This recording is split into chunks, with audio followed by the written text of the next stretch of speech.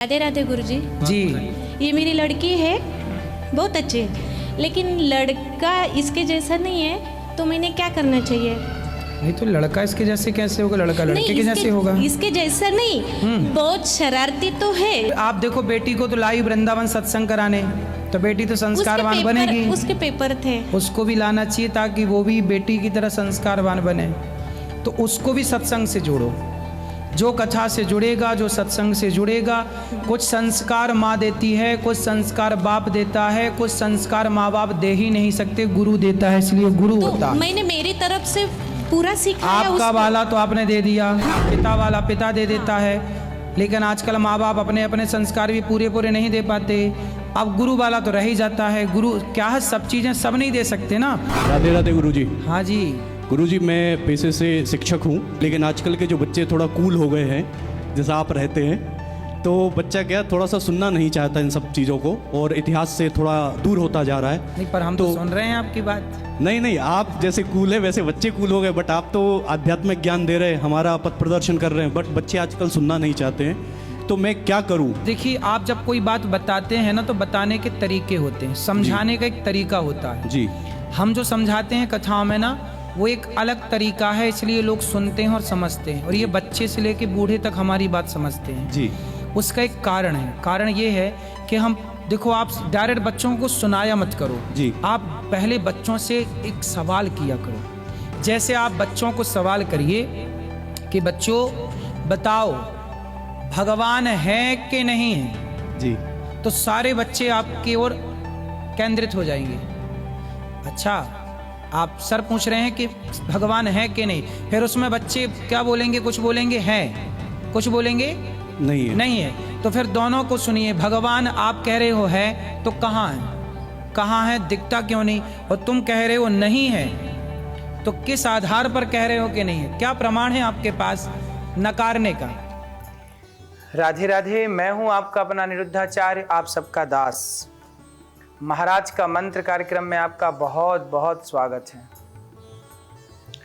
आज मैं आप लोगों से भगवान का भोग यानी प्रसाद कैसा होना चाहिए, किस भगवान को क्या पसंद है, किसे क्या भोग लगाना चाहिए, आज मैं आप लोगों को प्रसाद के बारे में बताऊंगा। साथ ही आप लोगों के सवाल का जवाब भी दूंगा। रोज की तरह आप लोग अपने सवाल को रिकॉर्ड करके भेजते रहिए। अब बात करेंगे आज के कार्यक्रम की। शुरुआत करते हैं आज के उपाय से। आज प्रदोष व्रत है, तो व्रत से जुड़ी कुछ बातें आपको बता दूं। ब्रह्म मुहूर्त में उठ करके स्नान करें, पूजा स्थल को साफ सुथरा करके उसे सुंदर सा चौक पूरे रंगोली बनाएं, पूर्व दिशा की तरफ मुख करके घर के वास्तु के मुताबिक मंदिर का जो स्थान है वह ईशान होना चाहिए, और पूजा करते समय आपका मुख भगवान की ओर अर्थात सूर्य भगवान की ओर पूर्व दिशा या उत्तर दिशा की ओर होना चाहिए। भगवान को गंगा जल से स्नान करा के भगवान को तुलसी, धूप, दीप, अक्षत जो भी आपके घर में उपलब्ध हैं चीज़ें, भगवान को भोग लगाएं और बड़े प्रेम से श्रीमन नारायण का जाप करें। आप बड़े प्रेम से नारायण कवच का पाठ कर सकते हैं और बड़े भाव से आप लोग भगवान का नाम जप कर सकते हैं। जितना अधिक नाम जप करेंगे आपके जीवन में उतनी शांति का अनुभव होगा।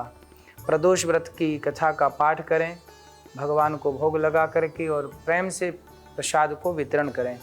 पूजा के दौरान हुई गलतियों के लिए क्षमा प्रार्थना करें कि हे प्रभु, आवाहनम न जानामि विसर्जनम। हम पूजा पाठ आपकी नहीं जानते प्रभु, हम अज्ञानी हैं, हमसे कोई त्रुटि हुई हो तो क्षमा करें। इस तरह की प्रार्थना भगवान से करनी चाहिए। भगवान को घी का दीपक जला के पूजा करें और बड़े प्रेम से भगवान की आरती करें, पूजा करें। रविवार को पड़ने वाले प्रदोष व्रत से आयु की वृद्धि होती है और स्वास्थ्य अच्छा होता है। सोमवार के दिन यानी त्रयोदशी पड़ने पर, सोमवार के दिन त्रयोदशी पड़ने पर किया जाने वाला व्रत आरोग्य प्रदान करने वाला है और इंसान की सभी इच्छाओं की पूर्ति होती है। मंगलवार के दिन यदि त्रयोदशी का प्रदोष व्रत पड़ता है तो उस दिन के व्रत को करने से रोगों से मुक्ति मिलती है, स्वास्थ्य अच्छा होता है। बुधवार के दिन प्रदोष व्रत यदि किया जाए तो उपासक की सभी कामनाएं पूरी हो जाती हैं। गुरुवार के दिन प्रदोष व्रत किया जाए, उस दिन पड़े तो इस दिन के व्रत के फल से शत्रुओं का नाश होता है और आपकी विजय होती है। शुक्रवार के दिन यदि प्रदोष व्रत पड़ता है तो सौभाग्य, स्त्रियां अखंड सौभाग्य को पाती हैं, दाम्पत्य जीवन में मिठास आती है, सुख शांति बढ़ती है। संतान की कामना हो तो शनिवार के दिन पड़ने वाले प्रदोष व्रत को करना चाहिए। बात करेंगे अब भविष्य की। अब आपको आपके कान से जुड़ी कुछ खास जानकारी दूं, भविष्य में आपके काम आएंगी। कान के कुछ शकुन और अपशकुन होते हैं। कान पर तिल भी होते हैं, जो हमारे शरीर में तिल होते हैं ना, उनका भी एक मायना होता है, उनका भी एक काम होता है, बहुत मायने होते हैं। यदि किसी के बाएं कान में सामने यदि तिल है तो वह इंसान रहस्यमयी होता है, शादी में थोड़ी देरी आती है। बाएं कान के पीछे तिल होना, यह तिल गलत काम की ओर आकर्षित करता है। इसलिए जिसके भी यहाँ पर तिल हो वो अपने फैसलों पर बहुत ध्यान रखें, जल्दबाजी में फैसले ना करें। दाएं कान के सामने तिल होना, अगर किसी के दाएं कान में तिल होता है तो उसको सुंदर जीवन साथी मिलता है, वो इंसान कम उम्र में ही माला माल बन जाता है। दाएं कान के पीछे तिल होना, कान से जुड़ी कोई परेशानी होने की संभावना होती है। तिल के बाद अब आपको कान से जुड़े शकुन और अपशकुन की जानकारी भी दिए देता हूँ, ध्यान से सुनिएगा।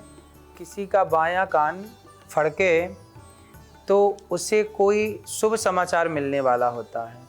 दायां कान, अगर किसी का दायां कान फड़कता है तो मतलब आपकी मुलाकात किसी बड़े कद के व्यक्ति से, बड़े व्यक्ति से होने वाली है। कान के पीछे का हिस्सा, अगर कान का पिछला हिस्सा फड़के तो इंसान को दोस्तों से अपमान मिल सकता है। ये सब संकेत हैं। वाम अंग फड़कने लगे, स्त्रियों का वाम अंग फड़कना, बायां कान फड़कना स्त्रियों का शुभ होता है और पुरुषों का दायां कान फड़कना शुभ होता है। यदि पुरुषों का बायां कान फड़कता है तो कुछ ठीक नहीं होता। अंग फड़कने की भी एक पुरानी मान्यताएं हैं, उस पर जरा सी चर्चा हुई।